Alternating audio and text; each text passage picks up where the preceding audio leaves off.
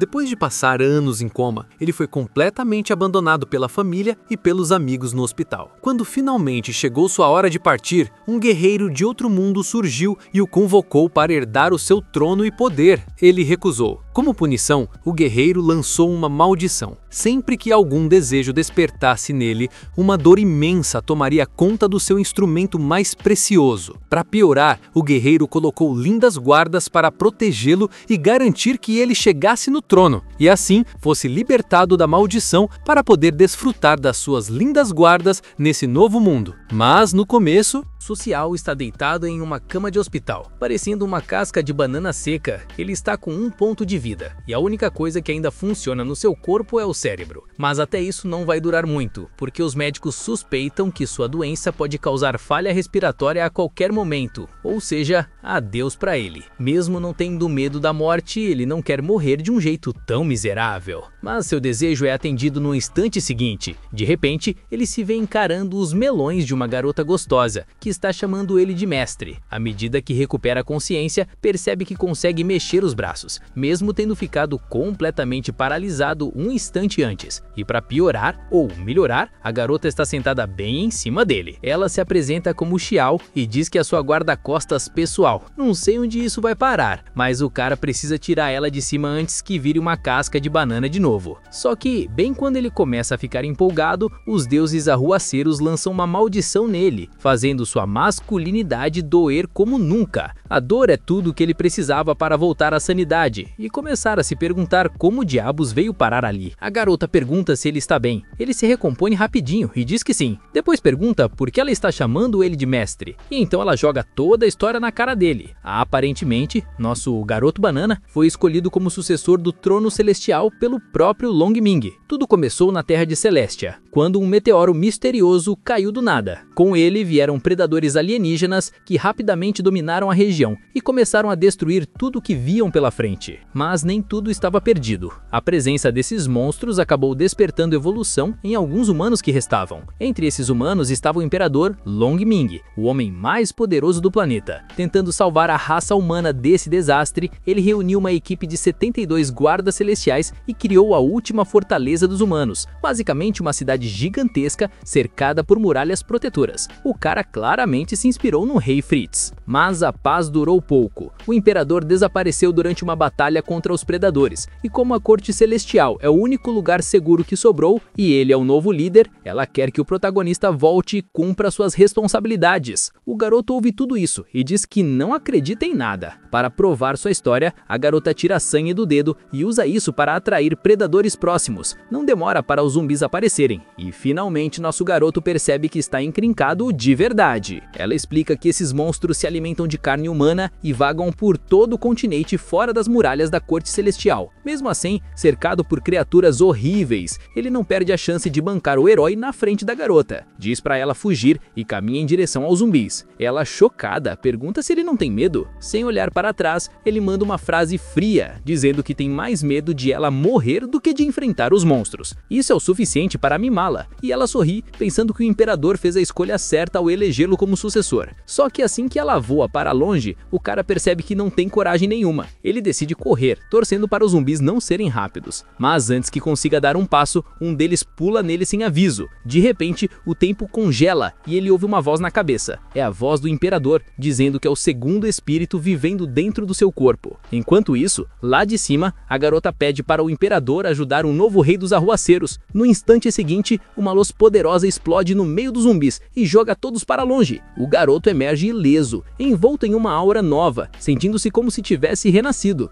Os corpos dos monstros começam a desaparecer e sua energia flui automaticamente para ele. Enquanto ele tenta entender o que aconteceu, a garota volta e explica que esse é o poder do imperador. Ele pode absorver energia dos outros e até roubar suas habilidades. O protagonista então percebe que está em um mundo de poderes mágicos e se pergunta se sua doença também foi curada por causa disso. De repente, ela se ajoelha diante dele e implora para que ele volte para a corte celestial, porque seu povo precisa dele. Ele pensa um pouco e recusa, dizendo que não está interessado. O cara simplesmente rejeitou o paraíso de todo Redditor. A cena muda e agora eles estão nos portões da corte celestial. A garota provoca o protagonista, perguntando por que ele está tão apressado para chegar ao trono se ele nem quer poder? Ele murmura que não está atrás de poder, só está com fome e quer comida. Ao se aproximarem, ele nota o tamanho absurdo das muralhas e pergunta como vão entrar. Ela diz para ele relaxar, os portões têm um sistema especial que apenas moradores podem abrir. Ela toca no portão, seu nome é anunciado e a porta gigante se abre lentamente. O protagonista fica impressionado. Por fora parece comum, mas por dentro é uma cidade enorme, cheia de vida. Ela explica que os guardas celestiais mantêm a ordem ali. Quando ele pergunta sobre eles, ela diz que são os protetores do palácio, que fica no centro da estrutura, e há 12 pontes que levam até ele. Os guardas são os melhores dos melhores, divididos em 5 níveis: D, C, B, A e o mais alto, S. O garoto pensa que ela está falando apenas de seguranças comuns. Eles seguem pela cidade até que Jeng Tangmang, o guarda celestial de nível S, aparece furioso porque ela saiu sem permissão. Ela se defende dizendo que estava procurando pistas sobre o imperador Longming, cuja alma agora está dentro do protagonista. Os outros riem dela, chamando-a de maluca por ainda procurá-lo, já que ele supostamente morreu há 3 anos atrás. A raiva dela cresce ao lembrar que visitou o campo de batalha onde ele teria morrido, para não encontrar nenhum sinal do corpo. O protagonista, incapaz de ficar quieto, grita com o guarda por estarem intimidando uma única garota e o chama de sem vergonha. O guarda zomba dele, dizendo que ele é só um forasteiro, que não merece respeito. A multidão apoia o guarda, chamando o protagonista de maluco por responder e até ameaçando matá-lo, lembrando que estrangeiros não são bem-vindos. O guarda tenta atacá-lo, mas o garoto é rápido demais e desvia facilmente. Ele mesmo se surpreende com o quanto está leve e ágil, imaginando se isso é algum tipo de novo poder.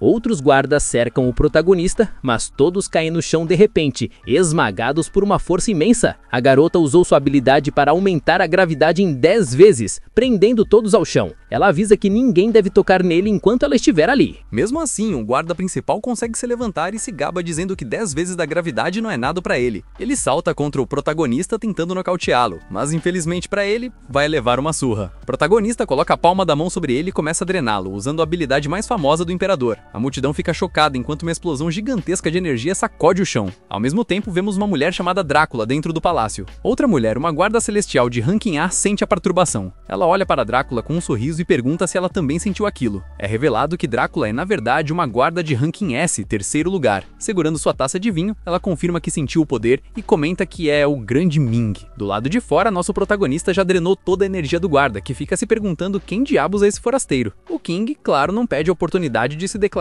o papai dele. Todos ficam totalmente chocados. Como se nada tivesse acontecido, o protagonista olha para a garota e diz que eles precisam arrumar algo para comer. Ele se gaba dizendo que vai comer muito, e ela concorda, deixando ele se empanturrar. A multidão continua paralisada, incapaz de acreditar no que acabou de testemunhar. De fora, é impossível acreditar que o recém-chegado derrotou um guarda do nível S, usando o poder do falecido imperador. As pessoas começam a se perguntar quem ele é e como apareceu do nada. Enquanto continuam caminhando, os dois encontram outra garota que parece ter saído direto de Demon Slayer. O nome dela é Koto, outra guarda pessoal do protagonista. Ela pergunta se aquele guarda a incomodou de novo e diz que se sim, ela mesmo resolveria o problema. Logo em seguida aparece outra garota usando o jaleco, debochando da Koto por só ser boa em cortar pessoas. Essa é Li Xin, uma pesquisadora que também trabalhará como guarda de Xiao. O protagonista apenas observa as mulheres, se perguntando se elas são amigas da garota. A loira diz que elas não precisam se preocupar porque o mestre já cuidou do problema. Ele pede para ela se acalmar, pois se ficar animada demais pode acabar machucando ele de novo. As outras duas guardas perguntam se ele é mesmo o novo mestre delas. Ela confirma e afirma que ele possui o poder do grande imperador. As garotas ficam chocadas ao perceber que ele será o próximo papai delas. Logo depois, vemos o protagonista comendo dentro do palácio. As mulheres ao redor estão impressionadas com seu apetite enorme, cochichando como se ele não comesse há anos. A garota da katana finalmente se levanta, claramente confusa com tudo. Ela diz que não sabe porque o imperador deu seus poderes a ele, mas que, se ele falhar, ela vai fazê-lo pagar por isso. Outra voz concorda, lembrando que não será fácil ocupar o lugar do antigo imperador. Se ele realmente quiser ser o novo mestre delas, terá que seguir o último pedido do imperador: tomar o trono e destruir os predadores.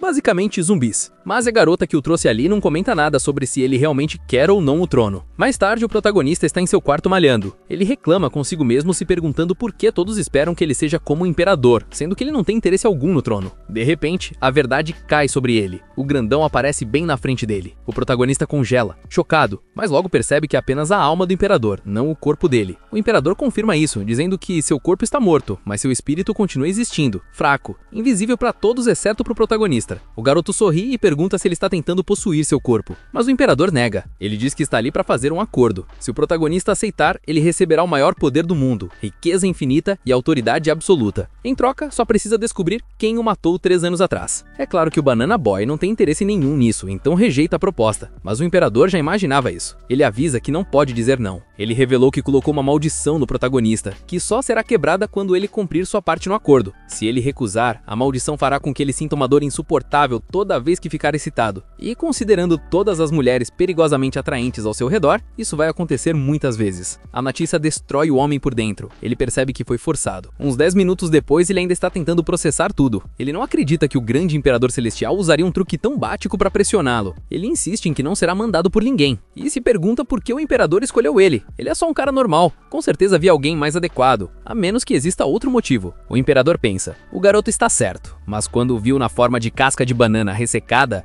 percebeu que ele era perfeito para sua habilidade de drenagem. Conveniente. O protagonista admite que é grato por ter uma segunda chance de vida, mas lembra que ainda é humano, não uma tela para os planos de outra pessoa. O imperador acha isso interessante e admite que o subestimou. Enquanto isso, a garota da katana está no telhado ouvindo tudo. Ela se pergunta se ele finalmente dormiu depois de falar sozinho por horas. Mas ele está completamente acordado, dolorosamente consciente da maldição. Ele se pergunta se vai ter que acordar com dor todas as manhãs a partir de agora. Nesse momento, a porta se abre e uma garota entra silenciosamente no quarto. Ele desperta com barulho e abre os olhos apenas para se ver encarando o cano de uma metralhadora, segurada por uma garota. Naturalmente, o nosso garoto entra em pânico e pergunta quem ela é. Em vez de responder, ela mantém a arma apontada e pergunta se ele é realmente o herdeiro da escuridão infinita. O protagonista tenta acalmá-la, pedindo para ela baixar a arma, mas ela se recusa. Ela não é como a outra garota que o trouxe até ali. Suspeita que ele o enganou todo mundo para roubar o poder do imperador. Acontece que ela é irmã de Langmin, não de sangue, mas ainda assim irmã. Quando ele pergunta se ela é mesmo sua guarda de corpo, ela dispara um fino de aviso que destrói o travesseiro. Ela ameaça matá-lo caso ele não conte a verdade sobre o irmão.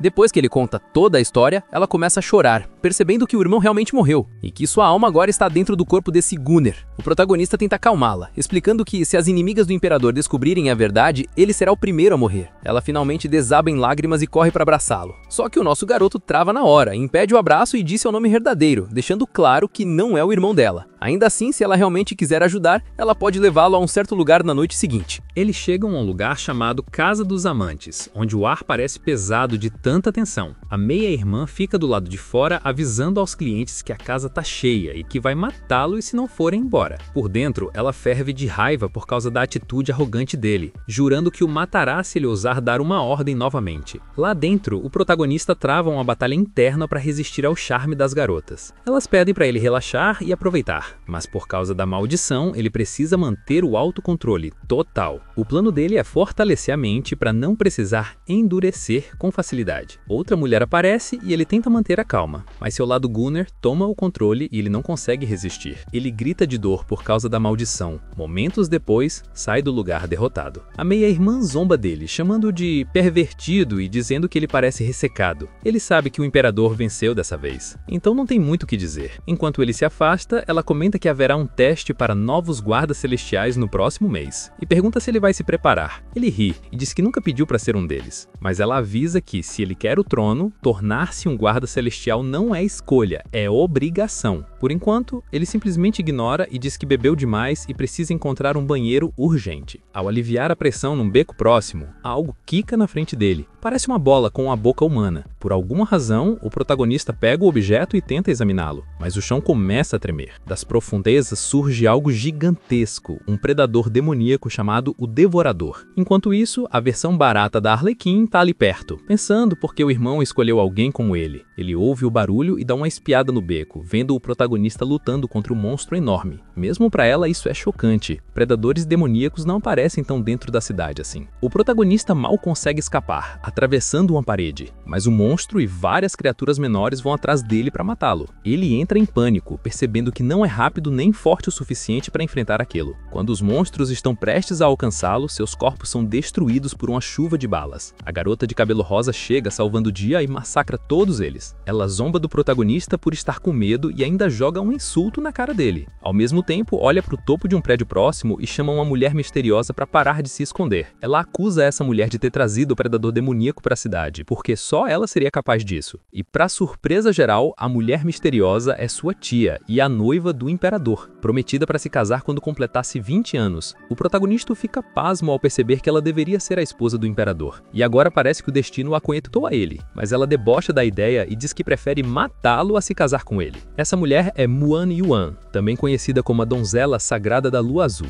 Vendo-a de perto, o protagonista perde a linha e tem um flashback da sua antiga paixão, que era idêntica a ela. Infelizmente, foi rejeitado no outro mundo, e parece que aqui não vai ser diferente. Ele estende a mão para ela, perguntando se ela realmente veio para esse mundo por causa dele. A donzela dá um tapa nele, chamando-o de descarado e o trazendo para a realidade. A irmã fica furiosa ao ver isso e manda a mulher não machucar o herdeiro do poder do irmão dela, mas ela quer matá-lo para cancelar o casamento. De repente, o predador demoníaco aparece atrás da irmã e a engole inteira. A mulher olha friamente para frente e diz para ela ficar quietinha lá dentro, enquanto ela cuida do futuro noivo. Ela começa a caminhar em direção aos destroços, achando que ele tá todo quebrado. Mas para sua surpresa, ele surge da fumaça e tenta pegá-la com um ataque surpresa. A garota desvia rápido e percebe que ele usou sua escuridão infinita para absorver o impacto do ataque dela. Mesmo tendo passado apenas 2 dias, ele já evoluiu muito. Ele agradece e admite que o golpe dela realmente o acordou. Literalmente. Nosso garoto revela que ficou em coma por 3 anos no hospital e sua crush nunca o visitou nenhuma vez. Então não tem como ela tá procurando por ele nesse mundo. A única coisa que as duas têm em comum é a aparência. Ao ouvir isso, a garota reclama que ele ainda pensa naquela outra e diz na lata que ele vai morrer essa noite. Mas ele insiste que ela entendeu tudo errado. Ele não quer mais a garota do passado. E percebeu algo importante. Ele não é a única pessoa que pode herdar o trono do Imperador Celestial. Mesmo assim, por algum motivo, ela ainda quer se casar com ele. E até ficou com ciúmes quando ele foi uma botica. Ele dá um sorriso provocador e pergunta se ela realmente está apaixonada por ele. O bait funciona até demais e a mulher começa a espumar de raiva. Ela diz que só foi atrás dele porque os outros herdeiros já eram casados. Por causa dos poderes dela, o chão se parte e monstros começam a surgir de todos os lados, atacando-o. Ele fica completamente cercado. Ela provoca dizendo: "Esse é o fim, essas criaturas vão te devorar vivo." Ela até admite que nunca quis matar ele de verdade, mas que tudo o que está acontecendo é culpa dele e ele deve se culpar. Nosso protagonista não vai deixar uma garota aleatória atrapalhar sua vida. Então ele se levanta e começa a absorver a energia de todos os monstros ao redor. Ele confessa que realmente não quer ser imperador. Mesmo tendo os poderes do imperador, todo mundo tenta empurrá-lo para uma vida que ele nunca quis. Ninguém se importa com o que ele realmente deseja. Ele já morreu uma vez, e agora nessa nova vida, só quer liberdade para viver por si mesmo,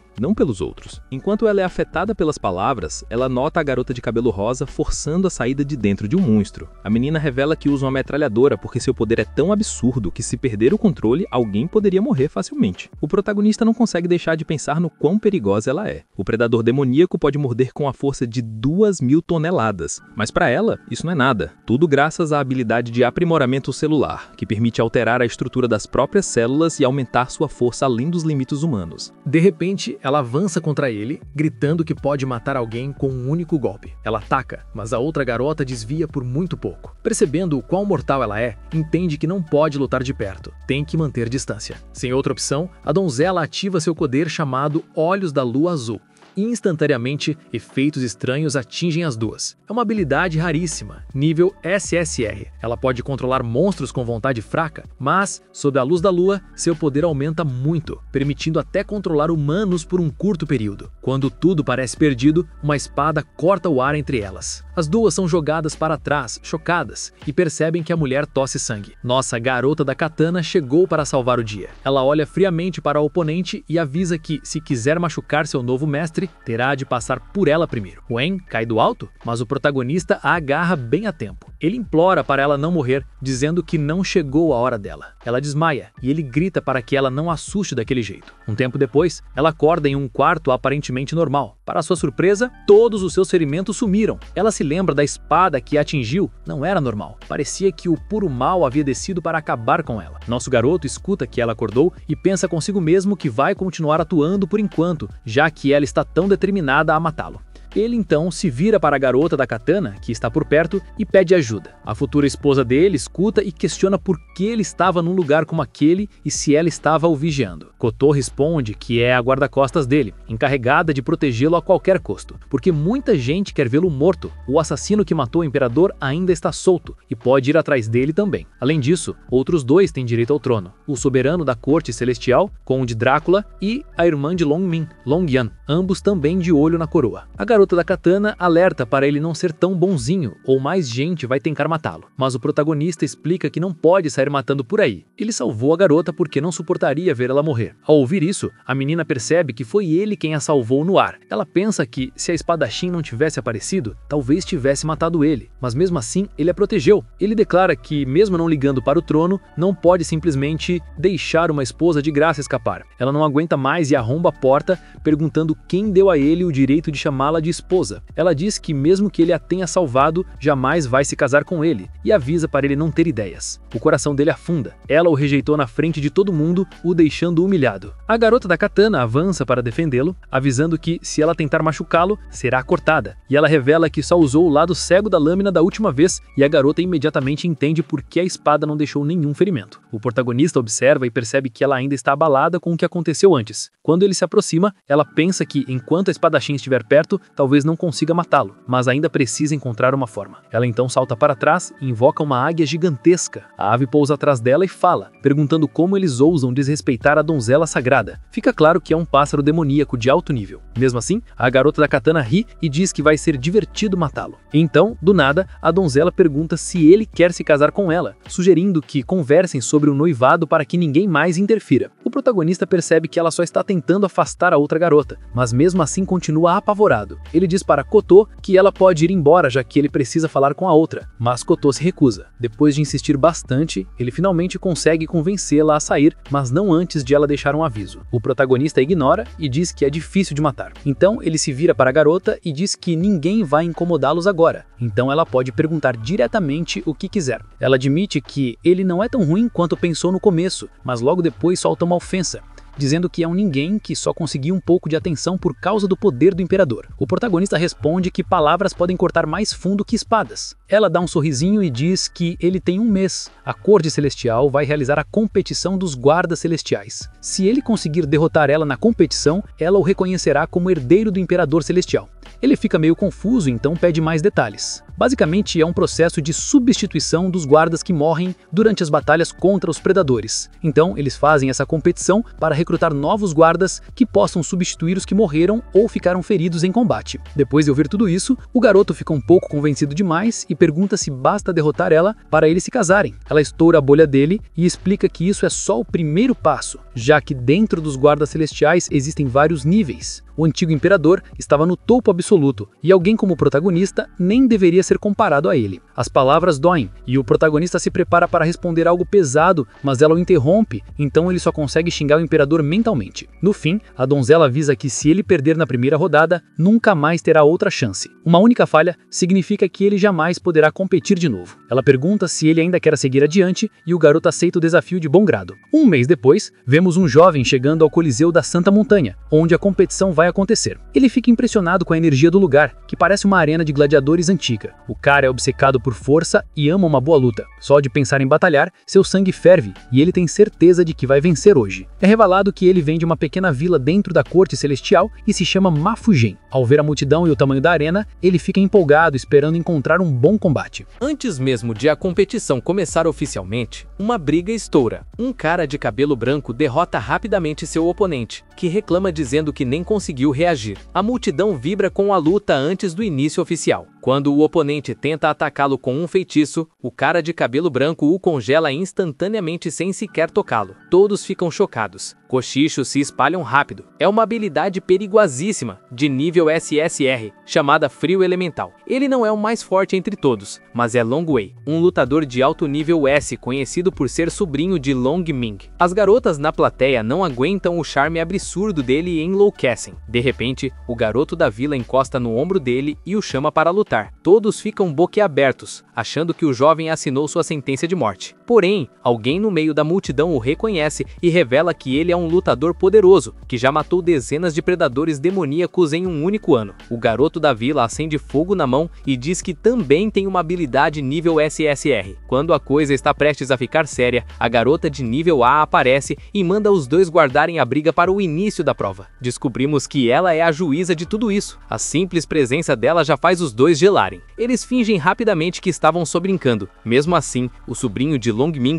ainda fica pensando se o protagonista vai aparecer, já que ele herdou a habilidade da escuridão infinita. Finalmente, a garota de cabelo roxo anuncia que a competição vai começar. Mas justo quando todos se animam, uma voz manda esperar. É a Santa Donzela, e ela avisa que ainda falta um competidor chegar. O sobrinho olha para ela, imaginando se ela veio por causa do noivado. Até a juíza está curiosa depois de ele ter derrotado aquele guarda de nível C. Então ela decidiu atrasar o teste por 5 minutos. 5 minutos se passam e nada do protagonista. As pessoas começam a duvidar que ele venha. Alguns dizem que ele deve estar com medo. Até a donzela se pergunta se ele mentiu sobre participar. Para a surpresa geral, ele finalmente aparece. Um olhar de alívio passa pelo rosto da garota quando ele chega. Ele entra de boa, com seus amigos, e cumprimenta a plateia. A maioria fica irritada, culpando-o pelo atraso. Zombam de suas roupas pesadas no calor, e murmuram que seus amigos parecem guarda-costas. O protagonista ignora tudo, dizendo que apenas ele e a garota loira vão participar do teste. Afinal, ele acha que sozinho já é suficiente para derrotar todos os outros. A arrogância dele deixa a multidão furiosa, mas a juíza intervém e anuncia o início oficial. Ela corta o chão com sua lâmina e um portal brilhante se abre atrás dela. Todos ficam boquiabertos. Isso nunca aconteceu antes. Ela explica que a competição tem 2 rodadas. Na primeira, o portal envia cada participante para um lugar aleatório fora da cidade. Tudo o que eles precisam fazer é sobreviver por 5 dias. Quem sobreviver passa para a segunda fase. As pessoas começam a reclamar, preocupadas em parar direto na toca de um monstro. Mas ela lembra que guardas celestiais arriscam a vida. Se já estão com medo, que desistam agora. Muitos desistem na hora, restando apenas os verdadeiros lutadores. Quando perguntam quem quer ir primeiro, o protagonista se adianta. Ele acha que entrar cedo lhe dará vantagem para explorar e se preparar antes dos outros. Xiaopinger o para por um instante, dizendo que tem um mau pressentimento. Ele a tranquiliza, prometendo encontrá-la primeiro do outro lado. Ela se acalma um pouco e decide entrar também. O protagonista atravessa o portal. Do outro lado, fica completamente chocado. Bem na sua frente está um predador demoníaco chamado Lula do Terremoto. E parece que o cara não conseguirá passar pela primeira etapa. O besta ruge, seus enormes tentáculos golpeando o chão com força. O protagonista xinga sua própria sorte. Caiu direto em um pesadelo, mas então se lembrou da promessa que fez a garota. Ele não podia perder tempo ali, já que precisava encontrá-la rapidamente. A Lula avançou novamente, seus tentáculos atingindo mais rápido e com mais força, forçando-o a lutar. A criatura era surpreendentemente ágil, e o protagonista desviava dos seus ataques constantes. A Lula até comentou que, para um humano, ele era bom em evitar golpes. Nosso garoto sabia que precisava acabar com aquilo rápido e avançou direto contra ela. Enquanto isso, seus guardas se perguntavam se ele estava bem, já que se falhasse, perderia totalmente a chance de herdar o trono. A pesquisadora comentou que mesmo com a força de Pinger, ela sozinha não conseguiria ajudá-lo a chegar na segunda fase. Enquanto as garotas duvidavam das habilidades dele, Koto admitiu que se sentia diferente. Desde que entrou na Corte Celestial, havia se tornado mais disciplinado. Ia para a cama às 22 horas e 30 minutos, acordava às 7 horas da manhã e fazia exercícios diários de 100 abdominais, flexões, agachamentos e uma corrida de 10 quilômetros. Ela comentou que ele tinha tanta energia que parecia que morreria se ficasse parado. Assim como ela, ele também tinha instintos de lutador. O protagonista atingiu a Lula diretamente, socando-a com tanta força que seus olhos saltaram. À medida que o monstro caía, sua energia fluía para ele, mas assim que morria, uma figura humana rastejou de dentro do corpo da criatura. Ele se perguntou se o ser realmente havia morrido. De repente, um cheiro estranho tomou o ar. Ele percebeu que era um sinal para convocar mais predadores. Antes que pudesse reagir, o predador Luigo surgiu do nada e congelou a Lula com sua habilidade. Ele explicou ao protagonista que a Lula estava pedindo ajuda, dizendo que essas criaturas começam como zumbis e ficam mais fortes ao devorar coisas. Mas nosso garoto não ligava para isso e estava mais preocupado com o cara querendo roubar sua caça. O rapaz afirmou que se não tivesse aparecido, ele teria sido cercado por predadores, então deveria agradecer, mas o protagonista o ignorou casualmente. novamente, dizendo que não tinha tempo para isso, pois precisava encontrar a garota que prometera. O rapaz continuou seguindo ele. Quando questionado sobre o motivo, ele explicou que, segundo as regras, eles precisavam sobreviver ali por 5 dias para chegar à segunda arena, e isso significava que matar uns aos outros era permitido. O protagonista ficou surpreso ao ouvir que matar era permitido. Enquanto isso, em outra parte da floresta, o caos reinava. Explosões e corpos por todos os lados. A garota loira apareceu e percebeu que todos os zumbis ali haviam sido eliminados. Ela precisava encontrar seu mestre. Sua pulseira começou a piscar com alerta sobre a regra de sobrevivência. Ela sabia que não podia descuidar, ou falharia. Determinada, começou a procurar o protagonista silenciosamente, pedindo que ele esperasse por ela. No entanto, das sombras da floresta, uma figura misteriosa a observava com um sorriso sinistro. Pinger rapidamente sentiu que estava sendo observada e chamou o homem para se revelar. Ele se adiantou, mantendo o mesmo sorriso perturbador, e perguntou há quanto tempo ela sabia que estava sendo seguida. Ela respondeu que sabia desde o início. O rapaz tirou o capuz e revelou que havia vindo atrás de seu mestre. Como alguém queria matá-lo, exigiu que ela o levasse até o mestre. Claro que ela se recusou, dizendo que ele estava sonhando se achava que conseguiria. Seu poder se intensificou. A gravidade ao redor deles aumentou 10 vezes, 20 vezes, depois 30 vezes o normal, esmagando-o contra o chão. Apesar de ser atingido por um feitiço tão poderoso,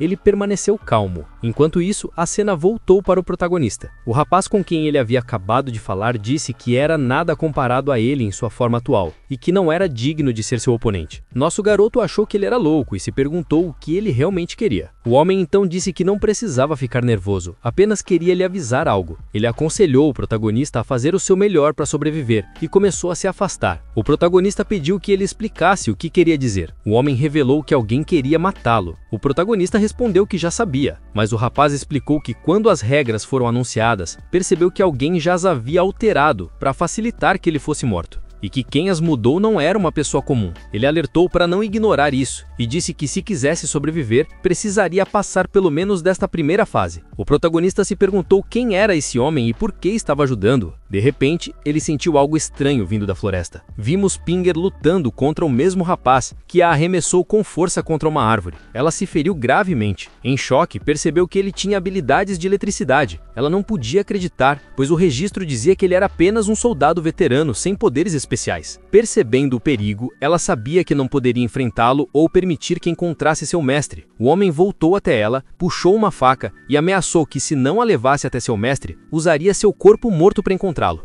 Apesar do oponente difícil, ela não recuou e disse que ele não faria nada contra seu mestre enquanto ela estivesse ali. Enquanto isso, o protagonista corria o mais rápido possível em direção a ela. Ouviu outros falando sobre ele, chamando-o de o garoto azarado de que todos falavam. Ao vê-lo, ele passou correndo, derrubando alguém para escapar rapidamente. De alguma forma, ele sentia que Pinger estava em perigo e precisava de sua ajuda. Gravemente ferida, a garota pensou que precisava ajudar seu mestre e não podia morrer ali. Antes que ele a finalizasse, ele comentou que era uma pena uma mulher como ela servir a um mestre tão efêmero. Porém, de repente, ele percebeu um flash de luz atrás de si, e antes que pudesse reagir, recebeu um golpe de cotovelo no pescoço, sendo arremessado para trás. A garota olhou para cima e viu seu mestre diante dela, concentrando mais aura. Considerando o impacto do golpe, parecia que o homem havia morrido. O protagonista disse à garota que estava feliz por ter chegado a tempo e pediu desculpas, dizendo que a culpa era toda dele por ela ter se ferido. Ela respondeu que era apenas um arranhão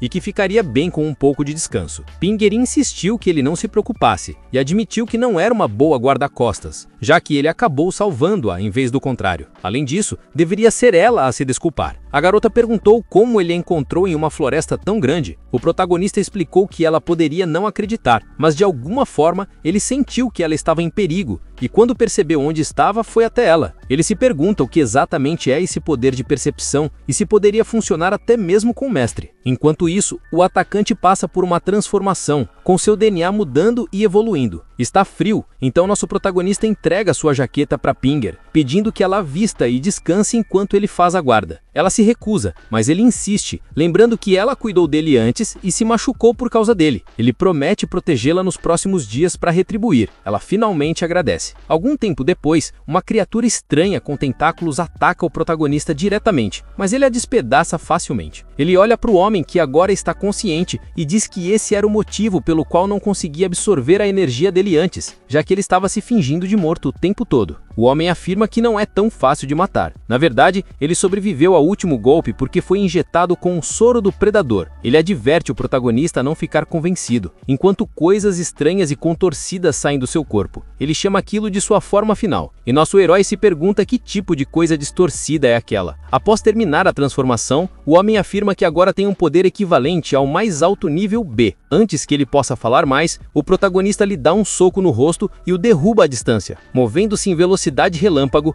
ele aparece à frente dele novamente, o joga no chão e começa a absorver seus poderes. Deitado, ele vê o protagonista imponente sobre ele, com uma aura aterrorizante. Finalmente ele percebe por que a habilidade é tão poderosa e começa a pensar que a missão pode fracassar se continuar assim. Lembra-se do alerta dos médicos que a injeção era instável, que ninguém conhecia seus efeitos reais e que sua vida poderia acabar a qualquer momento. Apesar da rejeição das células predadoras, eles pressionam para que continuem com os experimentos. Depois, o seu chefe o chama de fracasso por não ter se fundido totalmente com as células do monstro. O que ele não possui é o cristal da escuridão infinita presente no corpo do protagonista. De volta ao presente, nosso herói já derrotou completamente o homem. Ele exige saber para quem ele trabalha e quais são seus planos. O homem apenas ri, perguntando se ele realmente acha que revelaria alguma coisa, mas admite estar curioso sobre como o protagonista ficou tão forte, tão além do esperado, em apenas alguns dias. O protagonista responde que é porque ele é talentoso. Nesse momento, um raio cai do céu. O homem se pergunta se Deus próprio está ajudando. Ri e pergunta a Xiao se ela sabe que raios são sinais de tempestade. Antes que ele possa terminar de atacá-lo, a garota loira corre até ele, avisando sobre algo que se aproxima. Antes que o protagonista possa reagir, um poderoso raio o atinge diretamente. Ele abre os olhos e vê Pinger caída, inconsciente e machucada como um personagem de anime de luta. Descobre-se que ela usou seu próprio corpo para bloquear o golpe. Além disso, graças à energia extra do raio, o homem se recupera e volta à luta. A raiva enche o protagonista ao ver seu corpo quebrado, e ele promete pagar por isso com a própria vida. O homem percebe uma oportunidade de atacar ao vê-lo se preparando, mas o protagonista ignora os espinhos e se deixa acertar propositalmente, apenas para desferir um soco direto no rosto dele. Ele não para, continua golpeando repetidamente e finalmente o deixa ir.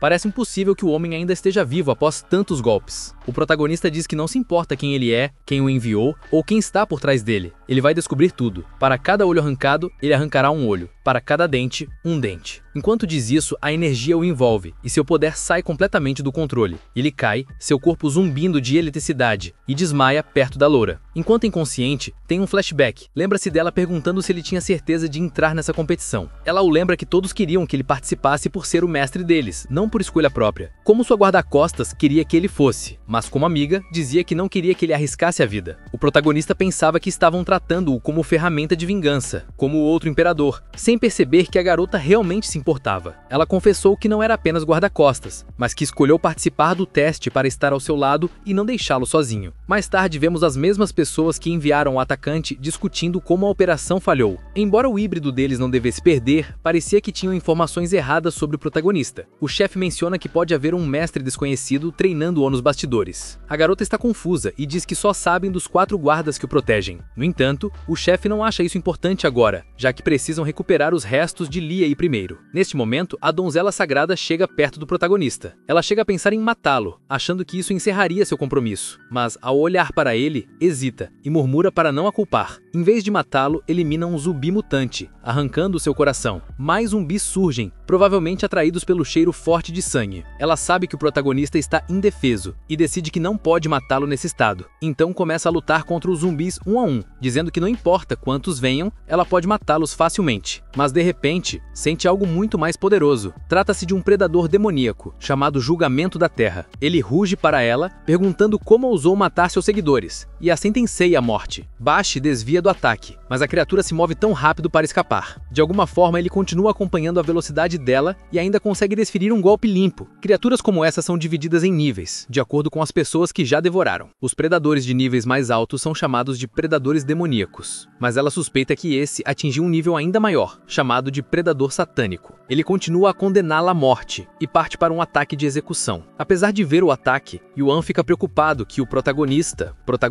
e Pinger também possam ser atingidos pelo impacto. O monstro continua batendo no chão, dizendo que ninguém pode escapar de sua punição. No entanto, em vez de desviar, ela bloqueia o ataque usando uma de suas criaturas controladas. Desta vez, ela invoca um rinoceronte, que recebe o impacto dos golpes com prazer. É o tipo de predador que fica mais excitado quanto mais forte é o ataque. A garota sabe que não pode simplesmente deixar Pinger e o protagonista sozinhos. Como ele salvou sua vida uma vez, agora é a vez dela retribuir. O rinoceronte continua sendo atingido e adora a luta. Ela pensa que mesmo que a criatura consiga aguentar os ataques, o tempo está se esgotando, e ela terá que contra-atacar em breve. Enquanto o inimigo se prepara para outro golpe, ela usa sua habilidade de compartilhamento visual, que permite controlar o corpo do rinoceronte, e a usa para hipnotizar o oponente por um curto período. O predador satânico congela por um instante, mas continua confiante, achando que pode quebrar o feitiço rapidamente. Neste instante, uma águia ataca por trás, perfurando o predador e derrubando-o no chão. É o mesmo predador demoníaco controlado pela jovem. Com um enorme foro no seu corpo, ele finalmente cai e a garota comemora, achando que venceu. Sua águia a alerta de que não podem se precipitar, pois o oponente ainda não morreu. Como é um predador satânico, ele possui um poder especial, absorver a energia vital de todas as outras criaturas de seu território. Isso significa que não importa quanto dano causem a ele, a criatura acabará se curando. Eles percebem que é impossível vencê-lo em seu próprio território. Lutar ali é inútil. A única opção é fugir e procurar outro lugar. Assim, o quarto dia chega ao fim. O protagonista finalmente acorda, confuso, sem saber onde está e se perguntando onde poderia estar a garota loira. Ela vem inconsciente por perto, enquanto uma criatura mãe exótica cura suas feridas. Ele entra em pânico, perguntando o que a criatura está fazendo com ela e por que sua mão está sobre o corpo dela. Mas a jovem o tranquiliza, explicando que está apenas curando seus ferimentos. O protagonista exige respostas, querendo saber se foi ela quem os trouxe para ali. A jovem explica que ele não deve se enganar. Ela está apenas retribuindo o favor. Ele salvou sua vida uma vez, agora ela salvou sua vida. Ela senta perto de Pinger, refletindo se realmente conseguirá se recuperar com esses ferimentos. Ela admite que não tem certeza. Normalmente, com feridas tão graves, teria morrido. Mas estranhamente, algumas partes do corpo ainda estão fortes o suficiente para mantê-la viva. Mesmo assim, os ferimentos podem reduzir sua expectativa de vida, mesmo que ela se recupere totalmente. O protagonista percebe que ela se machucou enquanto o protegia. Ele se levanta, sério, e pede a Yuan que cuide de Pinger, enquanto ele procura pelo responsável por tudo aquilo. Isso leva a um flashback de um mês atrás. O imperador tinha dito à protagonista que ele não tinha muito tempo de vida, mas ensinaria o máximo que pudesse antes disso. O quão longe ele iria depois dependeria inteiramente dele. O imperador avisou que só poderiam praticar enquanto dormissem, então ele precisava estar preparado. O protagonista pergunta se era para esconder seus poderes, surpreendendo o imperador, que pensava que ele era apenas um garoto ingênuo. O protagonista sabe que já é um alvo, então se mostrar demais poderia ser morto mais cedo ou mais tarde. Por isso, em vez de treinar, ele precisa fingir que leva uma vida de luxo e ócio no palácio. Além disso, se tivesse se inscrito no julgamento antes, poderia ter sido exposto tentando herdar o trono,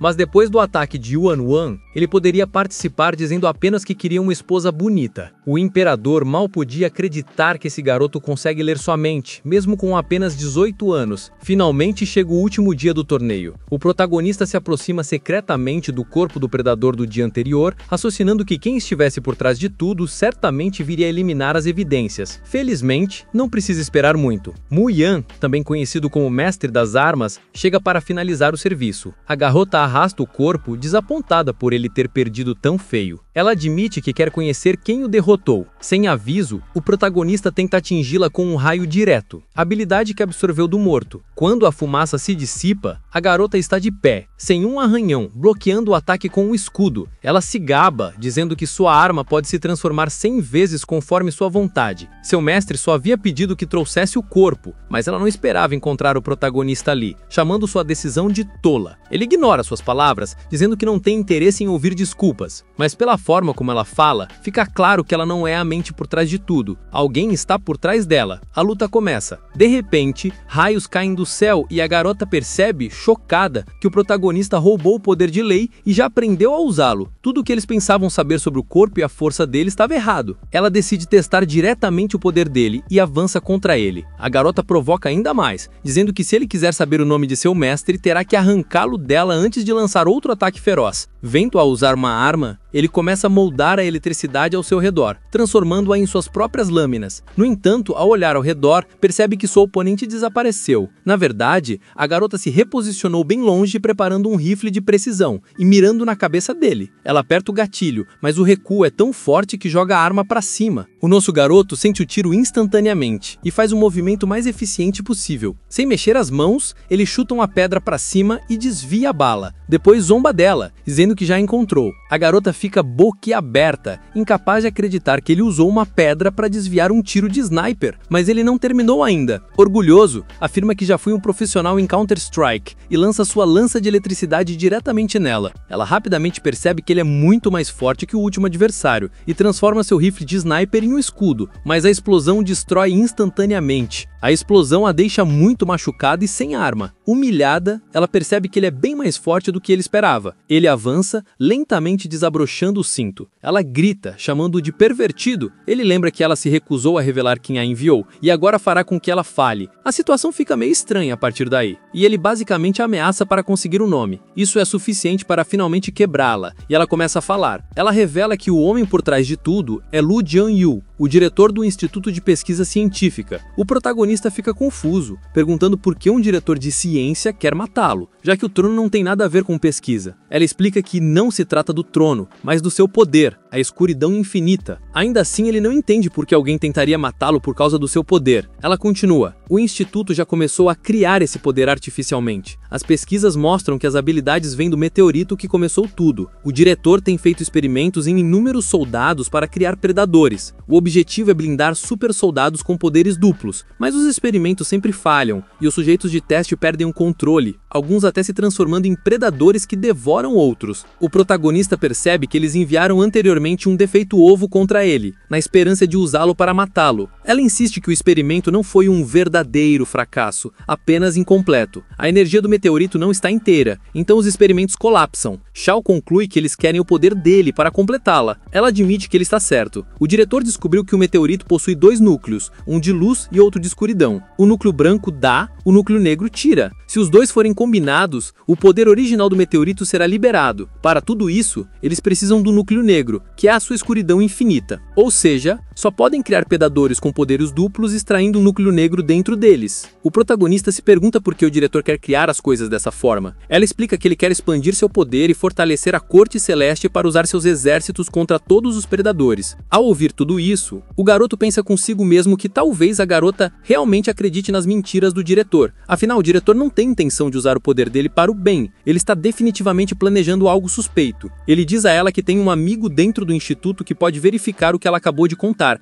alertando que se estiver mentindo, terá problemas. A garota se pergunta se ele não vai acabar com ela, e pergunta se ele realmente vai embora. O protagonista responde casualmente que sim, a menos que ela esperasse outra coisa. Ela nega rapidamente, mas no fundo sente que algo mais poderia acontecer, mas não acontece. De repente, o predador satânico do antes aparece tentando atacá-los. O protagonista bloqueia imediatamente o soco, chocado. O predador pergunta como ele conseguiu bloquear o ataque se seu poder supostamente está apenas pela metade. O garoto diz à criatura que não se culpe, que não é culpa dela estar enfrentando alguém tão poderoso. Naquele momento, ele começa a absorver todo o poder do predador. A garota fica de boca aberta, percebendo que sua escuridão infinita é tão forte que até um predador satânico não consegue enfrentá-lo. Ele não só mata o predador, como também drena toda a energia da floresta ao redor. Ela acha incrível quão poderoso ele se tornou. Com isso, ele menciona que o teste de 5 dias está quase no fim e que não tem mais tempo para ela. Ele se despede. Desesperada, a garota o impede, dizendo que a forçou a revelar tudo sobre o diretor e agora ela não tem para onde ir. Se voltar, o diretor a matará. Ela implora para ela levá-la junto. A cena muda de volta para a Corte Celestial, onde Drácula aparece e pergunta quantos sobreviventes ainda restam. A garota responde que de 33, apenas 8 ainda estão vivos, embora alguns sinais sejam fracos, talvez de pessoas em coma. Ela acha isso decepcionante, mas garante que também há boas notícias. Todos os 3 predadores satânicos nas áreas de teste foram destruídos. Ao ser perguntada quem matou, a garota revela que, pelos sinais, foram o sobrinho de Long,